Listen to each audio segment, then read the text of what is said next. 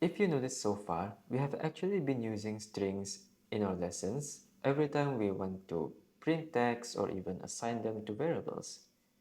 In Python, strings are a fundamental data type that is used to represent text. It could be a single letter, even a word, a full sentence, or a paragraph. These are all strings. Now, strings are usually created by writing text inside of single quotes or double quotes. For example, you can create a variable called greeting and assign it the value hello. Generally, there isn't much of a difference between either of them, and it usually depends on the programmer's preferences.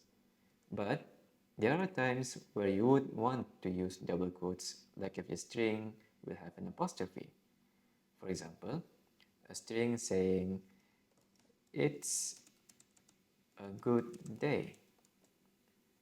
If you use single quotes instead, it wouldn't work and the program will think that the string ends after it. One useful thing we can do with strings is concatenation, which allows us to combine two or more strings into a single string. We can use the plus symbol to concatenate the strings.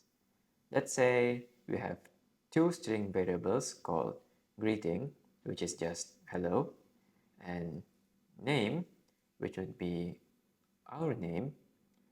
We can concatenate them using greeting plus name inside the print function. The resulting concatenated string would be hello Hafiz. There is no space between the two strings because concatenation only combines them. So we can fix that by adding a space after hello here. Then when we rerun the code, there will now be a space between hello and Hafiz. Another great thing we can do with strings is that we can manipulate them using Python's built-in string methods. Let's say you want a user to input their name, but it needs to be in uppercase. It can be a problem if the user doesn't follow instructions and just types their name in lowercase. You can avoid that by using the .upper method. Just add .upper followed by parentheses behind a string variable, and it will force the string to be in uppercase. This is just one example of a string method. There is also lower to make the string lowercase, capitalize to make it capitalized, and many more. You can find more of them with just a simple Google search. Strings are really handy in a lot of situations, especially if you want to create a program that involves interactivity between a user and the computer.